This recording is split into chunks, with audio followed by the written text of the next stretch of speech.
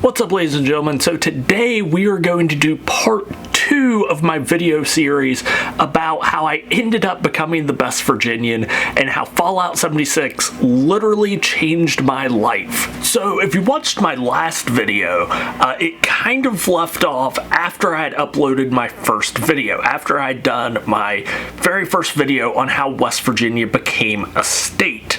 At the time, I was spending a lot of times on forums and subreddits trying to see what questions people had about the state of West Virginia, what questions people had about Fallout 76, and being someone that had literally grown up, spent their entire life in West Virginia, and someone that had played a lot of the Fallout 76 games, I thought I would be a really good person to provide those answers to people. So after that first video where I talked about how West Virginia became a state, I really didn't know what to do for the follow-up video.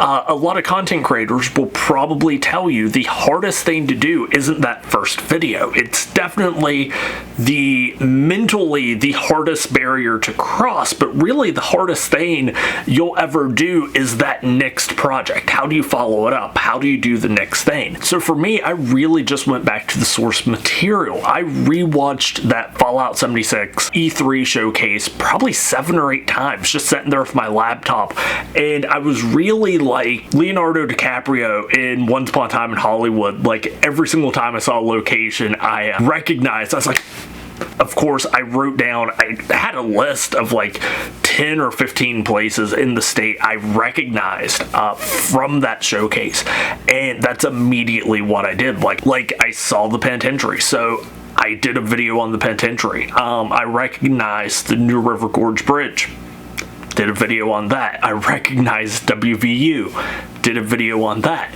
And that really allowed me to do another dozen videos, and I was just knocking them out one after another, because at that point I was doing all of my videos on, I didn't have a camera, I was just doing all of them on my smartphone, all of my video and audio, so it was really rough. Not a whole lot of people were watching them, and I don't blame them. Quality wise, they were horrible, but it gave me an opportunity to really learn how I was going to go about doing videos, learn what topics interested people.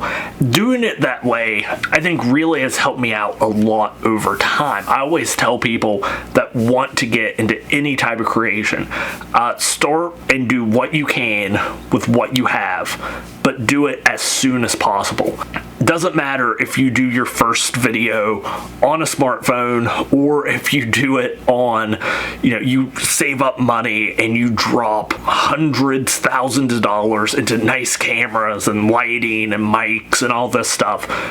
Unless you already have a large community presence, unless people already know you, your videos are going to get very little traction. I've seen, at this point, I've probably seen 3 or 4 people who I've helped do their first video. They've put so much time and effort into that first video, and then when it gets like 80 views in the first 24 hours, they're so disappointed in it, and they never put out anything else. My first couple videos, I was happy that I was getting like 6 views in the first 48 hours, right? I was just like, what are these 6 people doing with their lives? But again, like always, I was just happy that people were watching my videos, and I was slowly building up a small community. Every single video I put out, I was getting 1, maybe 2 subscribers. If it was a really good video, I might get 2 whole subscribers from it. That summer, I went to a convention and I talked to some people, and they thought it was really interested in what I was doing, talking about West Virginia locations and history and all this stuff, and not being a super teachy, lectury way of going about, being a more relaxed, being as one friend of mine described it, 3 beer conversations about history. We don't care too much about names, dates, locations, any of that stuff. I'm just going to give you broad ideas in a very narrative way. The other thing they recommended I do was get on social media, because But up until that point, I had just been making videos and I think posting them on my personal Facebook page, and that was it. And that was when I made the biggest mistake I think I made early on in my video making journey. Was I started comparing my numbers to other people's numbers. And at that time, the game hadn't even come out yet. This was August. I don't think it came out until November. A lot of the people who were talking about hyping up doing stuff for Fallout 76 were people who had an inside on the industry anyways. They had kind of been part of the Fallout community since Fallout New Vegas, Fallout 4, some as far back as Fallout 3, and even before. So I was comparing my numbers, my likes, my followers to some of these people who had been part of these communities for a decade plus at that point. I thought everyone else was just like me. I thought everyone else had come to the party beginning of summer. So when I saw that some people already had hundreds, thousands of followers, that was super discouraging for me.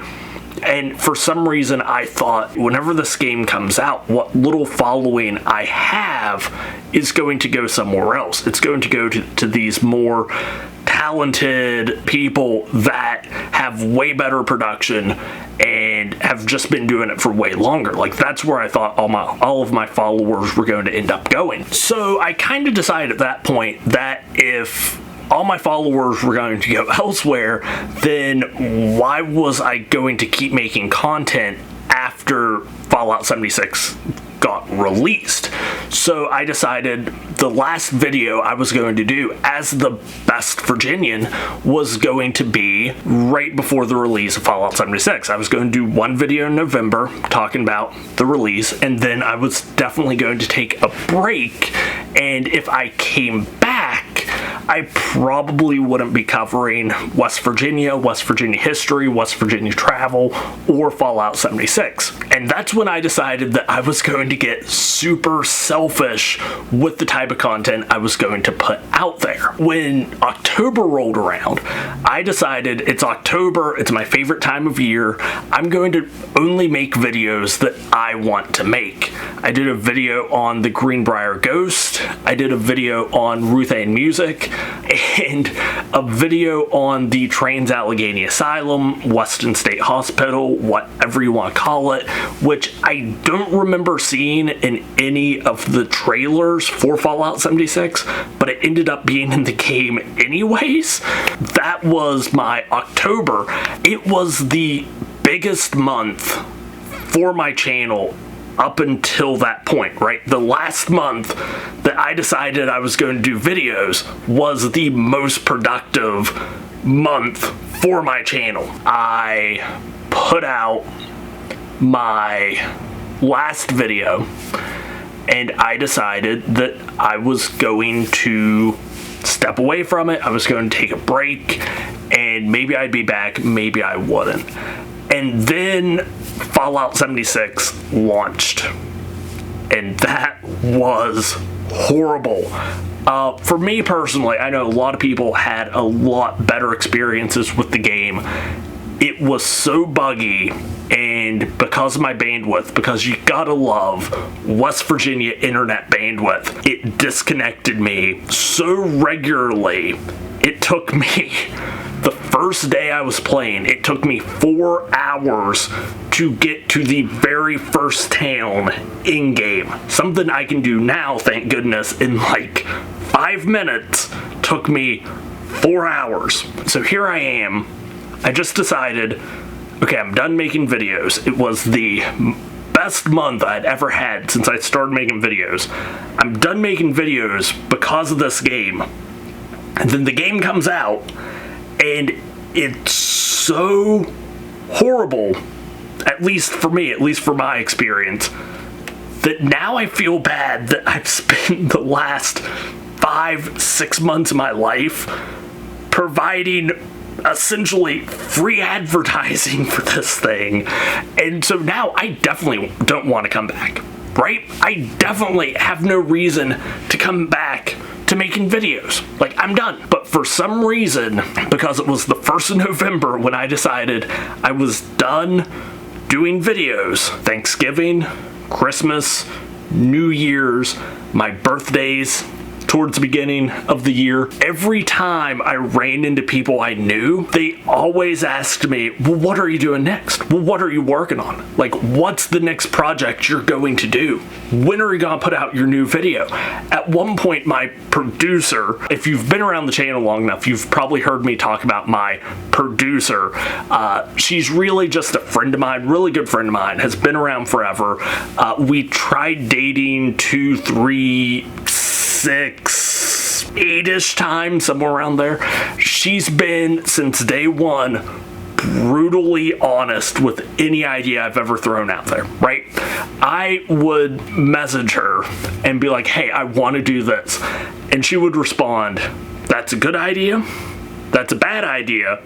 You're going to be murdered and eaten by bears, but you should still do it. Brutally honest with me.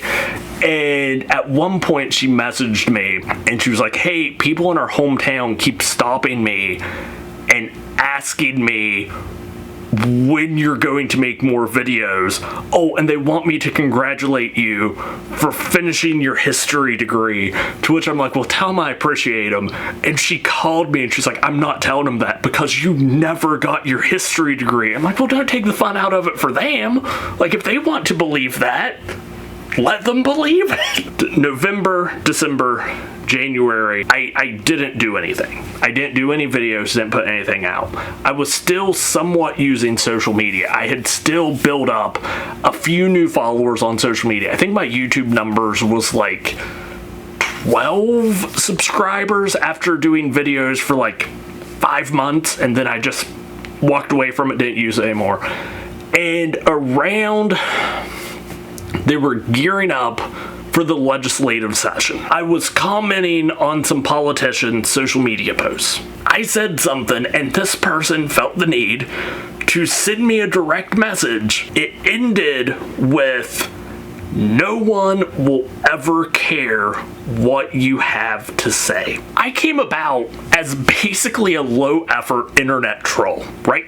That's how I came about. I've been on the internet, running around social media, running around forums and subreddits and whatnot since like 2009, okay? My favorite thing to do is to get in fights like this with people on the internet, especially people who have 10, 100, 1,000 times the following I do. But this time, it hit differently. They were right. No one would care what I had to say unless I started talking again. I had walked away from video making, and here's this guy who inadvertently gave me a reason to want to come back to it. Praise can only do so much for me. Praise can only motivate me so much. Now, spite, on the other hand, that's a completely different motivating factor for me.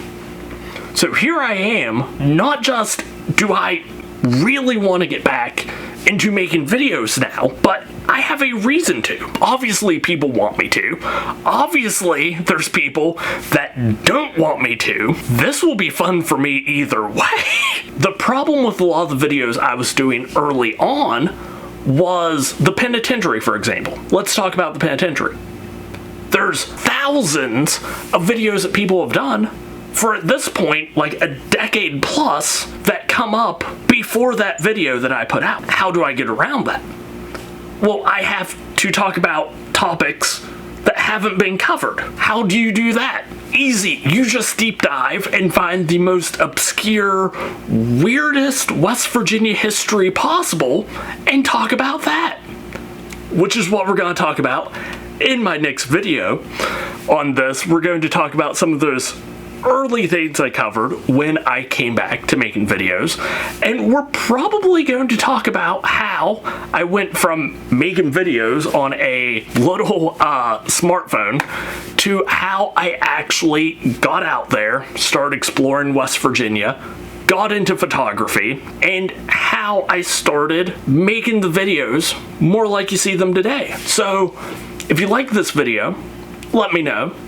If you like these videos where I just kind of chit chat, talk about behind the scenes stuff, let me know. And if you haven't yet, subscribe to the channel. And till next time, stay wild, stay wonderful, and I'll talk to you later.